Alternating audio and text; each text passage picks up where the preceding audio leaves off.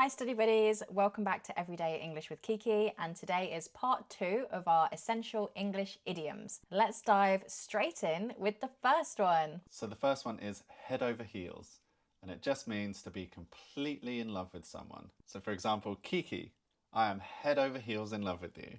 Or, our friends are head over heels in love with each other. You can just tell when you look at them. And this one you would only use for romantic love. You wouldn't say, oh, I'm head over heels in love with this pizza, or I'm head over heels about my new job. You just wouldn't say that. So this one comes from the 1300s, and it used to actually be heels over head, and it literally just means stumbling head over heels, literally Doing a somersault. doing a somersault. Yeah. The next one is to wear your heart on your sleeve. This means to show your emotions openly without hiding how you feel. This one describes me quite well. I wear my heart on my sleeve. You can always tell when something's wrong with me. So I might say, I wear my heart on my sleeve. I can't hide how I feel.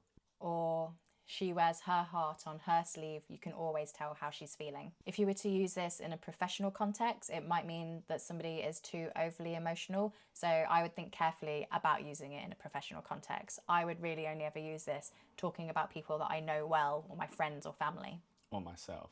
Yeah, or myself. Or yourself. So the earliest known print of this is actually from Shakespeare's Othello, but there's theories about this dating back to medieval jousting, where a knight would tie a lady's ribbon to his sleeve. So that's where that comes from, wearing your heart on your sleeve. That's cool. The next idiom is one that, again, I really like, and it is wet blanket. So this generally refers to someone who ruins the mood or ruins the fun. So for example, don't be a wet blanket, come out.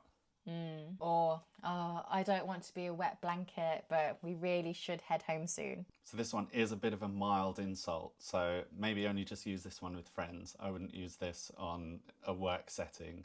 And this one is another one that is quite literal, and it refers to a wet blanket that is used to put out a fire. By the 1800s, it was adopted to mean somebody that's literally putting out a good time, putting out all of the fun. You wet blanket. I'm not a wet blanket, you're a wet blanket.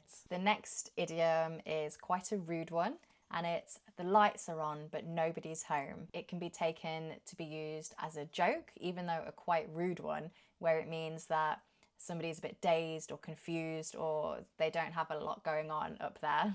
So for example, I was trying to have a conversation with him, but I didn't really get a lot from him.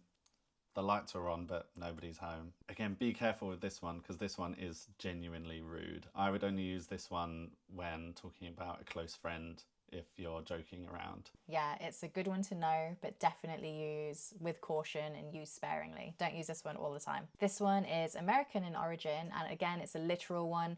When you knock on the door, the lights are on in the house, but nobody's home. So this next one is quite a positive one, but it can sound quite bad. It's break a leg. And this one is encouraging someone with good luck and good fortune. Yeah, and it's often used, you say it to somebody before a play. Or before a sporting event, or something like that. So if you're an actor and you were going on stage in 10 minutes, I might say, hey, break a leg. Or she told her son to break a leg before his football match at school. Yeah, so it doesn't literally mean I hope you break your leg. Yeah, it's a positive good luck one. So as we said, originally it was tied to the theatre, and people would say it before a performance, a play, something of that sort. But I think nowadays people say it before any big event. Like before, maybe you wouldn't say it before a driving test, break a leg. But now I think it is being used more and more in those settings. So if you ever want to wish somebody good luck, I think you can use break a leg. Yeah, and I think it generally works in work situation as well. So before a big presentation, you might say, oh, break a leg. Yeah. And that's perfectly acceptable. Yeah, agreed. The next one is a personal favourite of mine that I have realised I use all the time, and it's fingers crossed. And this just means good luck, or I'm hoping for a good outcome. Fingers crossed. For example, oh, fingers crossed the weather's good for the wedding. Or my fingers are crossed for you for your interview tomorrow. So this one's very casual and pretty much acceptable in any context. I would just avoid it in formal written English. So something like, or I hope, or I wish would be better than my fingers are crossed. Yeah, and whilst you can say, oh, I've got my fingers crossed for you, you do this. Got my fingers crossed for you. This one's believed to come from a Christian origin where literally crossing your fingers like a cross would give you protection or blessing. So this next one is actually a personal favourite of mine, and I realise that I say this quite often. It's Bob's your uncle. This one is quite specific to the UK, and it literally means there you go, or that's it. So for example, you might be explaining a recipe to someone, so you might say, just add water, stir, and Bob's your uncle. Or another example could be, just sign here and Bob's your uncle, you've got a new house.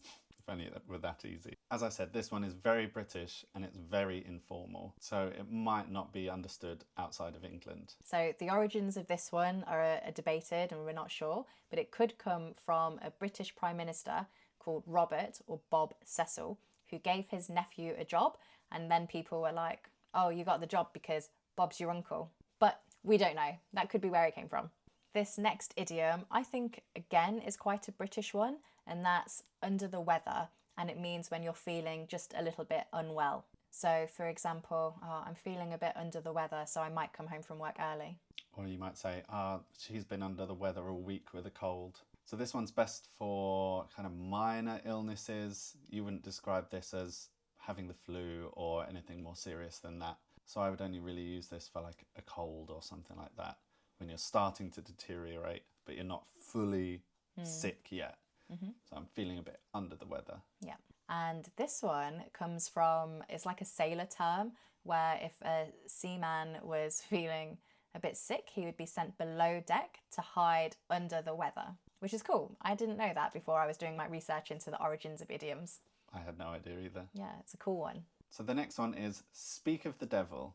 And this one means you're talking about someone and they suddenly appear. So you might be speaking about Bob and then he enters the room and then you'd say, oh, speak of the devil. So this one is fine to use in a casual setting. It's quite light-hearted. I just wouldn't use it if I was actually criticising somebody's work or something that they'd done, because it's not very flattering to say, oh, I was just talking about you in a really bad way. And the origins of this one come from a fuller phrase, which is actually speak of the devil and he shall appear, which was a genuine superstition in the 16th and 17th century, whereby if you said the devil's name, he might actually appear. And the final idiom of this series is play it by ear, which means to decide what to do as the situation develops and not to plan in advance. For example, oh, we don't have a fixed plan for the holiday, we're just going to play it by ear, which is actually something I would never do. I would always have a plan for a holiday. Or you might say, oh, let's play it by ear and see how we're all feeling on the day. So this one's fine for casual or semi-formal situations, but if an actual genuine plan is expected, it's not something that you'd want to hear. Like in a business proposal or something like that. You wouldn't say, oh, let's just play it by ear. Definitely not. In a work setting, you want a plan. You don't want to play it by ear. So the origin of this one is actually a musical term, and to play it by ear means musicians would memorize the piece of music rather than reading sheet music, and that would literally mean play it by ear. And there we have it, another 10 English idioms that are part of the 20 idiom series that you can take, go out and use, and now you'll understand if somebody is saying one of those to you. Let us know which your favourite one was in the comments, and we will see you in the next video. Bye!